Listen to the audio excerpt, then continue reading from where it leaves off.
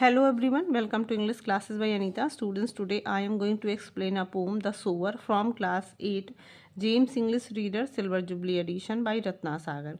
Students, I will read this poem stanza wise and explain in Hindi. So be with me and get ready for understanding. This poem is composed by Turu Dutt and it having 5 stanza and each stanza having 4 lines. It means total a poem contains 20 lines. So I will first I will do thorough reading of this poem and then I will explain line by line. So let's start. The sower. Sitting in a porchway cool, sunlight I see dying fast. Twilight hastened on a rule, working hours have well nigh passed. Shadows run across the lands, but a sower lingers still. Old in rags he patient stands. Looking on, I feel a thrill. Black and high, his silhouette dominates the furrows deep. Now to show the task is set, soon shall come to time to reap. Marches he along the plain to and fro, and scatters wide from his hands the precious grain. Muse I as I see him stride. Darkness deepens, fades the light. Now his gesture to mine eyes are august and strange. His height seem to touch the starry skies. तुरु दत्त। तो जो poet's हैं यानी कि वो एक farmer को अपना एक मतलब कि फार्मर की डेडिकेशन को, उसके समर्पण को वो बताती है कि किस तरीके से फार्मर अपनी खेती के लिए, अपने किस बीज बोने के लिए किस तरीके से डेडिकेट है कि उसे शाम या अंधेरा उसे कुछ नहीं पता चलता, बस वो अपने काम में व्यस्त है। और उसकी व्यस्तता और उसके काम को पोएट्स ने बहुत ही खूबसूरती से यहाँ पे बताया है या फिर डिस्क्राइब किया है। तो पोएट्स कहते हैं कि sitting in a porch way cool, यानी कि पोर्च वे यानी कि जो हमारा घर का एंट्रेंस होता है, किसी भी मकान का जो एंट्रेंस होता है, जहाँ पे एक कबर्ड एरिया होता है, जहाँ पे दीवार तो नहीं होती लेकिन छत होती है, तो उसी को पोर्च वे कहते हैं। तो कहती हैं कि पोर्च में मतलब ठंडे पोर्च वे में बैठे हुए मैं देख रही हूँ सनलाइट आई सी, मतलब कि मैं देख सकती हूँ कि जो सनलाइट है यानी कि धूप है, डाइंग फास्ट मतलब कि अब ख़त्म हो रही है, यानी कि शाम होने वाली है। ट्विलाइट हैस्टिन ऑन टू रूल, और जो गोधुली है यानी कि शाम की जो बेला है वो हैस्टिन मतलब कि बहुत तेज़ी में है, बहुत जल्दी में है, ताकि सारी चीज़ों पे वो अपना रूल कर सके, शासन कर सके। वर्किंग आवर्स हैव वेल नाई पास, वर्किंग आर वेल नाई पास मतलब ऑलमोस्ट और नियरली ओवर, मतलब कि जो वर्किंग आवर था यानी कि काम के जो घंटे हैं, यानी कि दिन में हम लोग काम करते हैं, शाम को रेस्ट करते हैं, तो जो वर्किंग आवर्स है हैव वेल नाई पास मतलब कि ऑलमोस्ट ख़त्म हो चुके हैं, मतलब कि काम करने के जितने भी जो भी लोग काम करते हैं उनकी जो वर्किंग आवर्स थे, काम करने के घंटे थे, अब ऑलमोस्ट ख़त्म हो चुके हैं, यानी कि शाम होती है, लोग अपने घर वापस आते हैं अपने काम से। तो इसी तरीके से कहती हैं कि मैं अपने पोर्चवे में, जहाँ पे मैं ठंडे पोर्चवे में बैठी हूँ, वहाँ देख सकती हूँ कि जो सनलाइट है यानी कि धूप है बहुत जल्दी फेड हो रहा है, ख़त्म हो रहा है। और ट्विलाइट हैस्टिन ऑन अ रूल, और जो गोधुली है या शाम की बेला है बहुत तेज़ी में है सारी चारों तरफ अपना शासन जमाने को। वर्किंग आवर्स हैव वेल नाई पास, और जितने भी काम के घंटे हैं लोगों के वो ऑलमोस्ट ख़त्म होने वाले हैं या ख़त्म हो चुके हैं। Shadows run across the lands, अब जो शैडोज़ यानी कि परछाइयाँ अब जो ज़मीन पे बहुत तेज़ भागने लगी हैं, दौड़ने लगी, यानी कि अब चारों तरफ परछाई दिखने लगी, यानी कि अंधेरा दिखाई देने लगा है। But a sorrow lingers still, sorrow lingers still, लेकिन जो सोवर है यानी कि बीज बोने वाला है अभी भी वहाँ स्थिर है। Old in wrecks he patient stand, मतलब कि वो बूढ़ा आदमी है, यानी कि जो फार्मर है, सोवर है, बीज बोने वाला है, वो अभी भी एकदम जमा हुआ है, स्थिर है अपने खेत में। Shadow run across the land, यानी कि पूरे ज़मीन पे शैडो यानी कि परछाई दौड़ रही है, यानी कि जब शाम होती है तो आप देखते हैं ना चारों तरफ परछाई जैसी, छाया जैसा दिखाई देता है, शैडोज़ दिखाई देते हैं। तो सारे धरती पे शैडोज़ अपना कब्जा जमा रही है, लेकिन जो सोवर है यानी कि बीज बोने वाला है अभी भी वहाँ अपने खेत में स्थिर खड़ा है। ओल्ड बूढ़ा इन रैक्स, फटे पुराने कपड़ों में, ही पेशेंट स्टैंड मतलब वो धैर्य से अपने वहाँ खड़ा हुआ है। Looking on I feel a thrill, और मैं उसे देखकर आई फील अ थ्रिल, मैं मुझे बहुत रोमांच फील होता है, मतलब मैं उसे देखती हूँ तो मुझे बहुत रोमांच महसूस होता है। Black and high his salute dominates the furrow deep, black and high यानी कि काला और ऊंचा, मतलब जो उसका काला, अब अंधेरा होने की वजह से उसका जो सैल्यूट मतलब होता है आउटलाइन ऑफ हिज बॉडी, मतलब कि अब अंधेरे में सिर्फ उसका आउटलाइन दिखाई दे रहा है, वो पूरी तरीके से विजिबल नहीं है।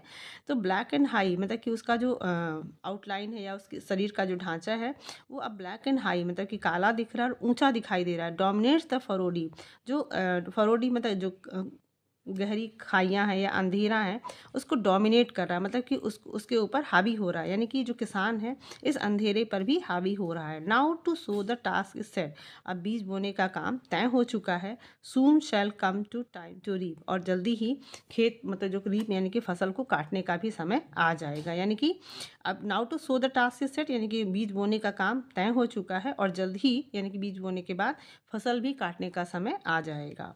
Marches he along the plain to and fro and scatters wide from his hand the precious grain. Marches he along the plain यानी कि अपने खेत पे, प्लेन यानी कि अपने पूरे ज़मीन पे, to and fro मतलब आगे और पीछे चलता है, and scatters wide from his hand मतलब अपने हाथों से जो मूल्यवान अनाज है उसको फैलाता है यानी कि बोता है।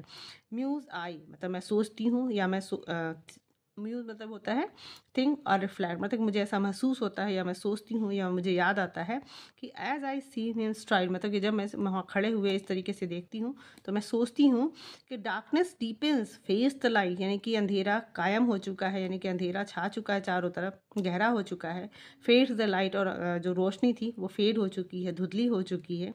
Now his gesture to mind I, लेकिन अब उसका जो जेस्चर है यानी कि उसके शरीर का जो हाव भाव है वो मेरे आँखों को आर ऑगस्ट मतलब कि बहुत ज़्यादा इम्प्रेसिव है मेरे लिए, बहुत ज़्यादा वो मुझे आनंद दे रहा है, मुझे खुशी दे रहा है। मतलब कि उसकी जो जेस्चर है जब वो खेतों में काम कर रहा है और मैं अपने पोस्ट में उसे बैठे हुए देख रही हूँ तो मुझे एक बहुत ज़्यादा प्राउड फील हो रहा है और उसे देखकर मैं बहुत ज़्यादा इम्प्रेस हो रही हूँ। एंड स्ट्रेंज, और बहुत मतलब आश्चर्य हो रहा है, his height seems to touch the starry sky, और मुझे इतना आश्चर्य हो रहा है कि जो उसकी हाइट है या यानी कि उसका जो कद है वो ऐसा लगता है कि जो स्टारी यानी कि तारों से भरा हुआ आसमान है उसे ऐसा टच करता हुआ यानी कि उसे छूता हुआ प्रतीत होता है। तुरु दत्त। तो स्टोरी यहाँ पे जो ये तुरु दत्त है ये फार्मर का कितनी खूबसूरती से कि उसने कितनी मेहनत से अपना काम किया है, और यहाँ पे जो फार्मर है वो तारों भरे आसमान से भी ऊंचा उन्हें प्रतीत होता है। यहाँ पे उसका जो काम है उसको वो बहुत ज़्यादा इम्पोर्टेंस दे रही हैं, सिग्निफिकेंट दे रही हैं कि मतलब कितना उसका जो वर्क है वो कितना सिग्निफिकेंट हमारे लिए। तो समझ में आया। जो फर्स्ट पैरा था उसमें जो कवि हैं वो अपने पोर्च वे में जहाँ ठंडा जगह है वो बैठी हुई हैं और देख रही हैं कि शाम हो रही है और मतलब जो धूप है वो ख़त्म हो रही है और गोधूली की जो बेला है वो शासन करने के लिए आगे बहुत तेज़ी से आगे बढ़ रही है, और जो वर्किंग आवर्स है लोगों के काम करने के घंटे वो ख़त्म हो चुके हैं। शैडो रन, लेकिन और जो चारों तरफ खेतों में परछाइयाँ, ज़मीन पर परछाइयाँ दौड़ने लगी हैं, बट जो बीज बोने वाला है अभी भी बूढ़ा जो आदमी है जो फटे पुराने कपड़े में है एकदम धैर्य से अपने खेतों में खड़ा है, और उसे देखकर मुझे ऐसा रोमांच महसूस होता है। ब्लैक एंड हाई सिरिट्यूज मतलब कि उसका जो आउटलाइन है उसकी बॉडी का अंधेरे में उसका सिर्फ आउटलाइन दिख रहा है, उसका फिगर नहीं दिख रहा है। वो क्या कह रहा है, गहरी खाइयों को यानी कि अंधेरों को भी वो डोमिनेट कर रहा है, मतलब उसको दबा दे रहा है। और अब बीज बोने का समय आ चुका है और जल्द ही खेतों को यानी कि फसल को काटने का भी समय आ जाएगा। अपने खेतों में वो आगे और पीछे चलता है और अपने हाथों से जो मूल्यवान बीज हैं उसको बोता है, और उसे देखकर मैं सोचती हूँ कि जो अंधेरा है वो गहरा हो चुका है, लाइट्स धुंधली हो चुकी है, और अब उसका जो जेस्चर है यानी कि उसके जो बॉडी का जो जेस्चर है वो मुझे मेरी आँखों को बहुत ज़्यादा इम्प्रेसिव दिखता है, मुझे बहुत ज़्यादा प्रभावित करता है। और मुझे अजीब एक और अच्छी फीलिंग आती है, मतलब इतना अजीब लगता है कि जो उसकी हाइट है यानी कि उसका जो कद है मुझे तारों भरे आसमान से भी ऊंचा प्रतीत होता है। तो स्टूडेंट्स, आई होप आपको ये पोएम बहुत अच्छे से समझ में आया होगा।